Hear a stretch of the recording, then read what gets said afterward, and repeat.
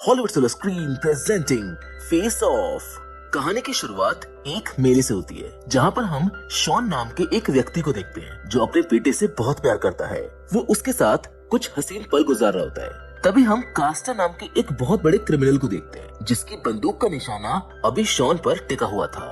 आज शॉन और उसका बेटा माइकल खुश थे, इसीलिए शॉन अपने बेटे को गले से लगा लेता है। बट अनफॉर्चुनेटली उसी समय कास्टर बुलेट फायर कर देता है जो सीधे शॉन के सीने के आर पार होकर उसके बेटे माइकल को लगती है। गोली लगने की वजह से माइकल की तुरंत ऑन द स्पॉट डेथ हो जाती है। अपने बेटे को अपनी आंखों के सामने मरता देख शॉन पूरी तरह से फूट फूट कर रोने लगता है। यहाँ से सीन शिफ्ट होकर 6 साल बाद का सीन दिखाया जाता है जहाँ शॉन FBI में एक बहुत बड़ी पोस्ट पर पहुंच चुका है। वो आज भी बेटे के बदले की आग में जल रहा है। दूसरी ओर हम कास्टर को देखते हैं जो एक बहुत बड़ा गैंगस्टर बन चुका है और एक प्रीस्ट का रूप धारण करके शहर में बॉम्ब प्लांट कर रहा होता है। शॉन की फैमिली में उसकी वाइफ और बेटी जेमी है जिनसे उसके कुछ खास नहीं बनती क्योंकि अपने बेटे की मौत का बदला लेने के जुनून में वो इतना पागल हो गया था कि पिछले 6 सालों से वो कास्टर की हर एक छोटी से छोटी जानकारी को हासिल करने में लगा था, इतने की जितनी खुद कास्टर को भी अंदाजा ना हो। अगले सीन में हम कास्टर को देखते हैं जो एयरपोर्ट पर अपने भाई पॉलेक्स से मिलता है। उससे मिलकर वो काफी खुश होता है क्योंकि वो उससे बेहद प्यार करता था। इधर FBI के ऑफिस में खबर मिलती है कि पॉलेक्स ने रिसेंटली एक प्राइवेट प्लेन खरीदा है जिससे सभी FBI वाले चौकन्ने हो जाते हैं। शायद यही वो एक पल है जब शॉन कास्टर को पकड़ सकता है, इसीलिए शॉन जल्दी से अपने साथियों को लेकर एयरपोर्ट के लिए रवाना हो जाता है। दूसरी ओर हम पॉलेक्स को देखते हैं जो एक बहुत ही इंटेलिजेंट आदमी होता है और जो पिछले सीन में हमने बॉम्ब देखा था वो इसने डिजाइन किया था। क्योंकि बॉम्ब लगाने की वजह से ये सिटी जल्द ही खत्म होने वाली थी, इसीलिए कास्टर जल्द से जल्द अपने भाई के साथ इस शहर को छोड़कर निकलना चाह रहा था। सभी लोग प्लेन में बैठकर टेक ऑफ के लिए निकल ही रहे थे कि तभी FBI के एजेंट वहाँ पर रेड मार देते हैं। शॉन और उसके साथी कार और हेलीकॉप्टर की मदद से उन्हें चारों तरफ से घेरने की कोशिश करते हैं। वहीं अंदर प्लेन में काम कर रही एक लेडी FBI की सीक्रेट एजेंट होती है, इसीलिए वो पूरी कोशिश करके उन्हें टेक ऑफ करने से रोकती है। इसी घमासान चेस के बीच में कास्टर के प्लेन के दोनों इंजन खराब हो जाते हैं और ये प्लेन सीधा जाकर एक बिल्डिंग में टकरा जाता है। यहाँ कास्टर और शॉन के लोगों के बीच एक मैच हो जाता है जहाँ कई लोग मारे जाते हैं, मगर इन सब में कास्टर का भाई पॉलक्स FBI की पकड़ में आ जाता है। ये सब देखकर कास्टर भागने की कोशिश करने लगता है, मगर शॉन भी हार मानने को राजी नहीं था। शॉन भी उसका पीछा करने लगता है। दोनों एक बार फिर आमने सामने आ जाते हैं। कास्टर बार बार चालाकी करके शॉन को चकमा देकर मारने की कोशिश करता है, मगर शॉन भी कुछ कम नहीं पड़ रहा था।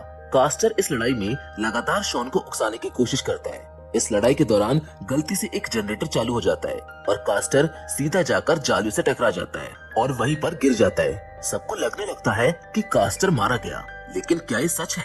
ये तो हम कहानी में आगे देखेंगे। इतना सब कुछ होने के बाद शॉन अपने घर वापस आकर सब कुछ अपनी बेटी और वाइफ को बता देता है, जिससे उनको लगता है कि अब धीरे धीरे उनकी फैमिली में सब ठीक हो जाएगा। जिस प्यार और समय के लिए वो लोग इतना तड़प रहे थे वो फाइनली उनको मिलने वाला है।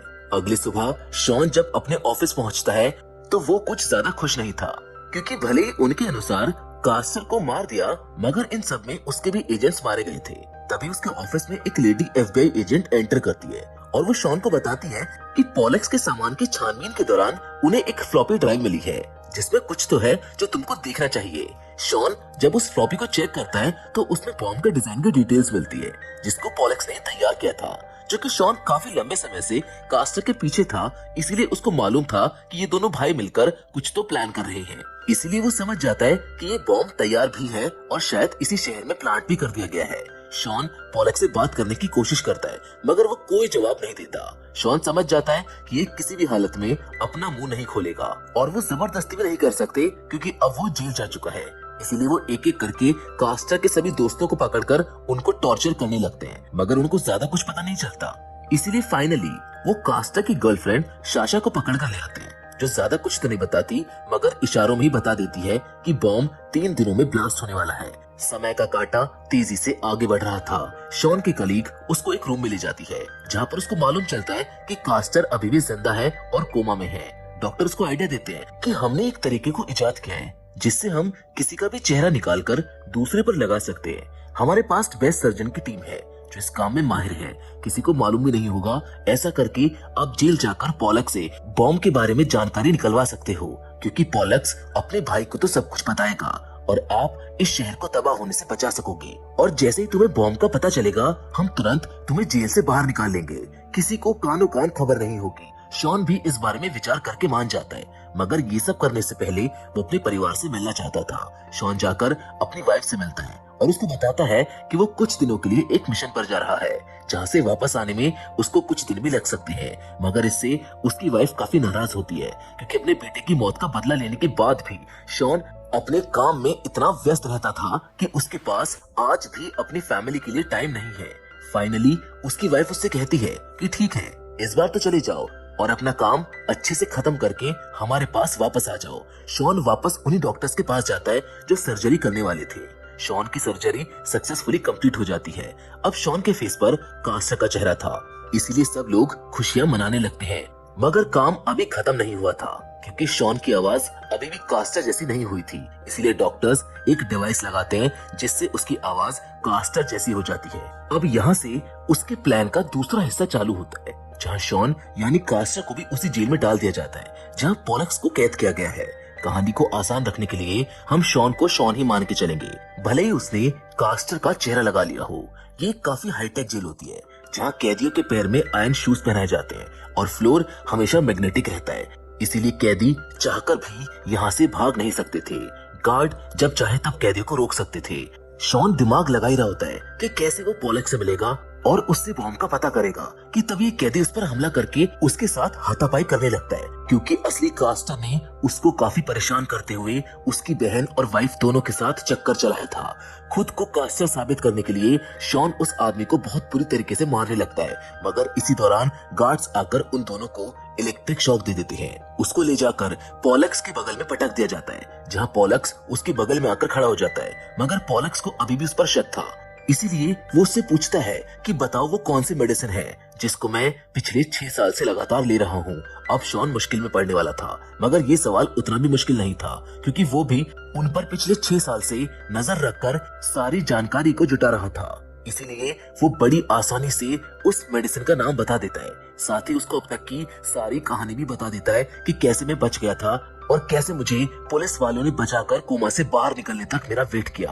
पॉलक्स को भी अब उस पर भरोसा हो जाता है। इसी का मौका पाकर शॉन उससे बॉम्ब के बारे में पता लगा लेता है। बॉम्ब का पता चलते ही शॉन काफी खुश होता है और सोचता है कि अब वो जल्द से जल्द यहाँ से बाहर निकलकर अपना चेहरा वापस लेकर बॉम्ब को डिफ्यूज कर देगा। इससे फाइनली सब कुछ ठीक हो जाएगा, लेकिन किस्मत को तो कुछ और ही मंजूर था। इसीलिए दूसरी ओर कास्टर को भी अब होश आ जाता है, जो अपने चेहरे की हालत देखकर परेशान हो जाता है। जल्दी से वो अपने दोस्तों को कॉल करके सभी डॉक्टर्स को बंदी बनाते हुए उनसे सारी बात उगलवा लेता है। कास्टर कहता है कि असली खेल तो अब चालू होगा जब तुम शॉन का चेहरा मेरे ऊपर लगाओगे। उसके दोस्त सभी डॉक्टर्स को मारने लगते हैं, जिससे डरकर बचे हुए डॉक्टर्स कास्टर पर शॉन का चेहरा लगा देते हैं। एक बार सर्जरी कंप्लीट होने के बाद कास्टर सभी डॉक्टर्स को मार देता है, जिससे किसी को भी इस बात की खबर ना लगे। ऐसा करके अब शॉन के ऊपर कास्टर का चेहरा और कास्टर के ऊपर शॉन का चेहरा लग चुका था। दोनों एक दूसरे की जिंदगी जीना शुरू कर देते हैं। वहीं बॉम्ब का पता लगाते ही शॉन पुलिस को सारी सच्चाई बताने जा रहा होता है कि तभी गार्ड्स उसको बताते हैं कि तुमसे मिलने कोई आया है। दरवाजा खुलते ही वो अपने सामने कास्टर को उसके ही रूप में देखता है। कास्टर को अपने चेहरे के साथ देख शॉन समझ जाता है कि अब वो पूरी तरह से फंस चुका है। आगे कास्टर उसको बताता है कि ये ऑपरेशन एक टॉप सीक्रेट था और इस पर काम करने वाले सभी डॉक्टर्स को मैं मार चुका हूँ। तो अब इस दुनिया में कोई नहीं बचा है जो ये साबित कर सके कि जो शॉन दिख रहा है वो शॉन नहीं बल्कि कास्टर है। कास्टर उसको चिढ़ाते हुए बोलता है कि कितना मजा आएगा जब मैं तुम्हारे घर जाऊंगा, तुम्हारी वाइफ से मिलूंगा। ऐसा कहकर वो शॉन को काफी उकसाने लगता है। गुस्से में शॉन उस पर हमला कर देता है, मगर समय पर आकर गार्ड्स उसको रोक लेते हैं। अगले सीन में हम कास्टर को शॉन के घर पर देखते हैं, जहां कास्टर शॉन की वाइफ को मिलता है, साथ ही उसकी बेटी को गंदी निगाहों से देखने लगता है। इन सब के बाद कास्टर आगे की प्लानिंग करने लगता है। कुछ समय बाद हम देखते हैं कि पॉलक्स को जेल से बाहर निकाला जा रहा है, क्योंकि उसके भाई की मदद से उसको सरकारी गवाह बना दिया गया था। जिससे उसके सर पर लगे सारे इल्जाम माफ हो गए। पॉलक्स को वापस FBI के ऑफिस लाया जाता है, जहां कास्टर सबको बेवकूफ बनाते हुए बड़ी चालाकी से कहता है कि पॉलक्स बॉम्ब की लोकेशन बताने को तैयार है, मगर बदले में हमें उसको रिहा करना पड़ेगा। सभी ऑफिशियल्स इसके लिए मान जाते हैं। शुरू में तो पॉलक्स किसी को कुछ नहीं बताता, मगर सबके जाने के बाद कास्टर उसके पास आकर उसको सारी बात बता देता है। अपने आगे के प्लान को बताते हुए वो कहता है कि जल्द ही मैं बॉम्ब को डिफ्यूज करके यहाँ का हीरो बन जाऊंगा और प्रमोशन होते ही मेरे हाथों में सारी पावर होगी, जिससे सबसे पहले हम एक एक करके अपने दुश्मनों को खत्म करेंगे और इतनी पावर्स को एक साथ एंजॉय करेंगे। डिपार्टमेंट पे होने की वजह से हमें सारी खबर रहेगी कि डिपार्टमेंट क्या चाहता है और क्या प्लान कर रहा है। कोई भी हमारा कुछ नहीं बिगाड़ पाएगा। सही समय आने पर मैं अपना चेहरा भी वापस ले लूंगा। ये सारी बातें सुन पॉलक्स को भी उसका आइडिया काफी पसंद आता है, जिसके बाद सभी FBI वाले बॉम्ब स्क्वाड के साथ बॉम्ब के लोकेशन पर पहुंच जाते हैं। यहाँ पर कोई भी बॉम्ब डिफ्यूज नहीं कर पाता। इसी का फायदा उठाते हुए कास्टर बड़ी चालाकी से सबको वहाँ से बाहर निकालकर बॉम्ब का पासकोड डालकर उसको डिफ्यूज कर देता है। बॉम्ब को डिफ्यूज करने की वजह से कास्टर सबका हीरो बन चुका था। सबको लगता है कि बॉम्ब को शॉन ने डिफ्यूज किया है, लेकिन यही तो कास्टर का मास्टर प्लान था। जेल में शॉन ये सारी खबर देख रहा होता है, इसीलिए अब वो हर हालत में यहाँ से बाहर जाना चाहता था, मगर बाहर जाने के लिए सबसे पहले उसे इन मैग्नेटिक बूट से छुटकारा पाना होगा। एक आदमी से उसको पता चलता है कि ये बूट्स मेडिकल रूम में जाकर ही उतरते हैं, इसीलिए शॉन एक प्लान बनाता है और एक गार्ड को पीटते हुए उसकी सिगरेट छीन लेता है। उसकी इस बदतमीजी के लिए उसको मेडिकल रूम में लाया जाता है। मेडिकल रूम में वो व्यक्ति पहले से होता है जिसके साथ शॉन का पहले भी झगड़ा हो चुका था। यहाँ आकर उसको पहली बार मालूम चलता है कि मेडिकल रूम में इलेक्ट्रिक चेयर पर बैठाकर कैदियों को टॉर्चर किया जाता है। उस आदमी को यहाँ इतनी बुरी तरह से टॉर्चर किया जाता है कि वो बेहोश होकर गिर जाता है। जल्द ही शॉन की बारी आने वाली थी।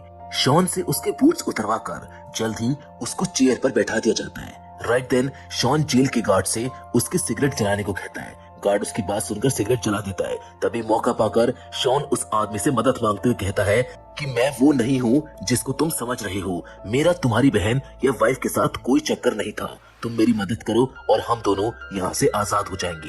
ये सब सुनकर वो आदमी जोश में आ जाता है और उठकर सीधे गार्ड्स पर हमला कर देता है। मौका पाकर शॉन भी चेयर से उठ खड़ा होता है। वो भी गार्ड्स के ऊपर हमला कर देता है और लड़ते हुए शॉन कंट्रोल रूम तक पहुंच जाता है, जहाँ से वो सभी सिस्टम को ओवरराइड करके खराब कर देता है। इससे सभी कैदी आजाद होकर गार्ड से लड़ते हुए भागने लगते हैं। जेल का माहौल काफी खराब हो चुका था। गार्ड्स की तरफ से भी ये सिचुएशन आउट ऑफ कंट्रोल हो चुकी थी। इसी हाथापाई के दौरान शॉन ने जिससे मदद मांगी थी उसकी ऊंचाई से गिरने की वजह से मौत हो जाती है। शॉन उसको बचाने की काफी कोशिश करता है, मगर वो उसको बचा नहीं पाता। जैसे तैसे रास्ता खोजकर शॉन जेल से बाहर निकल आता है। जेल से बाहर निकलते ही उसको पता चलता है कि ये जेल तो पानी के बीचों बीच बनी है। अब इससे शॉन परेशान हो ही रहा था कि तभी वो देखता है कि गार्ड्स हेलीकॉप्टर से उस पर गोलियां चला रहे हैं। शॉन के पास पानी में कूदने के अलावा और कोई रास्ता नहीं था, इसीलिए देखते ही देखते वो सीधे पानी में कूद जाता है और गार्ड्स गोलियां चलाते रह जाते हैं। कहते हैं ना, डर के आगे जीत है। जल्दी ये बात कास्टर को पता चल जाती है। इससे वो काफी परेशान हो जाता है, क्योंकि सबको लगता है कि शॉन यानी कास्टर पानी में गिरकर मारा जा चुका है, मगर कहीं ना कहीं कास्टर को मालूम था कि ये सच नहीं है। इन सभी बातों से कास्टर समझ जाता है कि अब शॉन उसके पीछे आएगा। अगले सीन में हम कास्टर को देखते हैं जो सच में जिंदा है, जहाँ पर वो एक कार को चुराकर अपनी वाइफ को कॉल करके सारी बात बताने लगता है, मगर शॉन की वाइफ को ये सारी बातें बेतुकी लगती हैं, इसीलिए वो इसको एक प्रैंक कॉल समझकर कट कर देती है। शॉन अब समझ चुका था कि ऐसे काम नहीं बनेगा, उसको कुछ अलग करना होगा। शॉन प्लान बनाता है कि अगर कास्टर उसकी जिंदगी जी रहा है तो वो उसकी जिंदगी जीना शुरू करेगा। इसीलिए वो जल्दी से जाकर डीट्रिच नाम के ड्रग लॉर्ड से जाकर मिलता है, जो कि रियल कास्टर का दोस्त है। जहाँ शॉन को उसकी बहन साशा भी मिलती है, जो कि कास्टर की गर्लफ्रेंड है। साशा सच में कास्टर से प्यार करती है, इसीलिए उन दोनों का एडम नाम का एक बेटा भी है। मगर कास्टर इस रिलेशनशिप को लेकर बिल्कुल भी सीरियस नहीं था, क्योंकि शॉन अभी कास्टर की जिंदगी जी रहा था, इसीलिए वो कुछ समय साशा के साथ स्पेंड करने लगता है। ये सब दूर से पॉलक्स देख रहा होता है और वो दोनों क्या कर रहे हैं ये सारी बातें पॉलक्स जल्दी से अपने भाई कास्टर को बता देता है। ये सब सुनकर कास्टर को काफी गुस्सा आता है और वो अपनी पूरी FBI टीम के साथ वहां हमला करते हुए शॉन को हर हालात में मारने की कोशिश करता है। कास्टर और उसकी टीम अंधाधुंध फायरिंग चालू कर देती है, मगर शॉन अपनी पूरी जान लगाकर कास्टर के बेटे एडम को बचाने की कोशिश करता है। मगर आज कास्टर किसी भी हालात में रुकना नहीं चाहता था, इसीलिए सबको वो मारने लगता है। इसमें ड्रग लॉर्ड और उसके आदमी भी मारे जाते हैं। कास्टर शाशा को भी मारने की कोशिश करता है ताकि कोई सबूत पीछे ना छूट जाए, लेकिन शॉन की बदौलत एडम और शाशा दोनों बचकर वहां से निकल जाते हैं। अब एक बार फिर ये दोनों ही बचते हैं, इसलिए मौका पाकर शॉन यहाँ से ऊपर की तरफ भाग निकलता है। रास्ते में उसको पॉलक्स दिखाई देता है जिसको वो ऊपर से फेंक कर मार डालता है, लेकिन इन सब के दौरान शॉन को एक गोली लग जाती है। अपने भाई की लाश को देखकर कास्टर आग बबूला हो जाता है। घायल शॉन अपने घर पहुंचता है जहां पर उसकी मुलाकात अपनी वाइफ से होती है, लेकिन उसकी वाइफ को तो इस बारे में कुछ मालूम ही नहीं था, इसीलिए वो काफी ज्यादा डर जाती है। उसको लगता है कि कास्टर यहाँ पर उसे और उसकी फैमिली को मारने आया है, इसलिए वो डरते हुए शॉन पर हमला कर देती है। मगर शॉन उसको सब कुछ बता देता है, लेकिन उसको अभी भी भरोसा नहीं होता, जिस पर शॉन उसको बताता है कि मेरा ब्लड ग्रुप O नेगेटिव है और कास्टर का AB पॉजिटिव। चूंकि इंसान का ब्लड ग्रुप कभी चेंज नहीं होता, इसलिए तुम इजीली पता लगा सकती हो। शॉन की वाइफ एक अच्छी डॉक्टर होती है, इसीलिए उसके लिए ये कोई बड़ी बात नहीं थी। रात को मौका पाकर शॉन की वाइफ चुपके से कास्टर के शरीर से ब्लड ले लेती है और उसको ले जाकर अपने हॉस्पिटल में चेक करती है। ब्लड ग्रुप AB आता है। इससे वो समझ जाती है कि जो आदमी इसके घर आया था वो कास्टर नहीं बल्कि शॉन ही था। तभी यहाँ पर शॉन आ जाता है, जो अपनी वाइफ को वो दोनों पहली बार कैसे मिले थे ये बताने लगता है। इससे उसकी वाइफ को उस पर भरोसा हो जाता है और अब वो उसकी ड्रेसिंग भी कर देती है। मगर सुबह उठकर जब कास्टर अपने बगल में शॉन की वाइफ को नहीं देखता तो वो समझ जाता है कि कुछ तो गड़बड़ है, इसीलिए वो अपने लोगों को लेकर सीधे अस्पताल पहुंचकर शॉन की वाइफ से मिलता है। मगर तब तक शॉन जा चुका था, इसीलिए उसको कुछ नहीं मिलता, लेकिन उसको शक हो चुका था। कास्टर अपना काम जारी रखता है और सबसे पहले वो विक्टर नाम के शॉन के सीनियर को मार के हार्ट अटैक का बहाना बना देता है ताकि उसका प्रमोशन जल्दी हो सके और वो जल्द से जल्द अपने प्लान पर काम कर पाए। अगले सीन में कास्टर शॉन की वाइफ के साथ उसके सीनियर के फ्यूनरल में आया था, जहां शॉन भी पहुंच चुका था, क्योंकि विक्टर की मौत के बाद कास्टर सीनियर बन जाएगा, जिससे उस तक पहुंचना लगभग नामुमकिन हो जाएगा। यहाँ आज ज्यादा सिक्योरिटी नहीं होती, इसीलिए दोनों सबके जाने के बाद एक दूसरे को गन पॉइंट पर ले लेते हैं। मगर कास्टर भी पूरी तैयारी के साथ आया था। उसके लोग चर्च में चारों तरफ फैले हुए थे। तभी हम देखते हैं कि शॉन भी पूरी तैयारी के साथ था। वो शाशा और उसकी पूरी टीम को लाया था। मौका ना गवाते हुए कास्टर के लोग भी शॉन की वाइफ को गन पॉइंट पर ले लेते हैं। मौके पर ड्रग लॉर्ड की बहन शाशा भी आ जाती है, जो कास्टर को पसंद करती थी, इसलिए शॉन समझकर कास्टर पर गन तान देती है।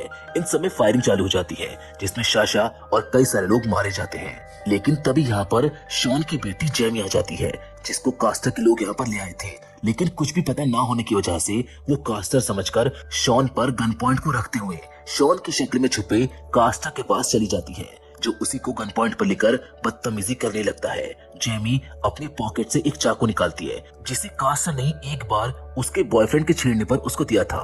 आज जेमी ये चाकू उसी पर इस्तेमाल कर देती है, इसीलिए कास्टर के पास वहां से भागने के अलावा और कोई चारा नहीं था। भागते हुए शॉन और कास्टर के बीच बोट चेस स्टार्ट हो जाती है। इसी बीच शॉन की वाइफ FBI वाले को कॉल करके सब कुछ बता देती है। FBI वाले भी उसकी बात पर यकीन कर लेते हैं, क्योंकि काफी दिनों से उसका बिहेवियर कुछ अजीब ही था, क्योंकि वो रियल शॉन था ही नहीं, वो तो कास्टर था। दूसरी ओर बोट चेस खत्म होते दोनों लोग ग्राउंड पर वापस आ जाते हैं, जहां FBI वाले कास्टर की शक्ल में शॉन को हाय सर बोलते हैं, जिससे वो थोड़ा रिलैक्स होता है। FBI वाले फौरन कास्टर को गिरफ्तार करके जेल ले जाते हैं। यहाँ पर ये लोग शॉन को बताते हैं कि हम कंट्री के बेस्ट सर्जन्स को बुला रहे हैं, जो आपके चेहरे को वापस लगा देंगे। फाइनली आज 6 साल बाद शॉन अपने बेटे की मौत का बदला ले ही लेता है, और अगली सीन में हम देखते हैं कि शॉन के पास उसका चेहरा वापस आ चुका है। इससे उसके घर वाले काफी खुश होते हैं। यहाँ पर वो अपने साथ एडम को लेकर आता है, क्योंकि उसकी माँ तो मर चुकी थी और कास्टर को भी उसकी कोई परवाह नहीं थी। साथ ही में आज से 6 साल पहले जो उनके बेटे की मौत हुई थी, वो भी बिल्कुल एडम की तरह ही दिखता था। इसीलिए शॉन की फैमिली उसको देखते ही एक्सेप्ट कर लेती है, और इसी हैप्पी एंडिंग के साथ ये कहानी यहीं पर खत्म हो जाती है। हम उम्मीद करते हैं कि ये कहानी आपको पसंद आई होगी। हमें कमेंट्स में जरूर बताइएगा, हमें आपके सजेशंस का इंतजार रहेगा। बाकी मिलते हैं आपसे अगली वीडियो में एक और मजेदार कहानी के साथ, लेकिन हमेशा की तरह तब तक के लिए धन्यवाद।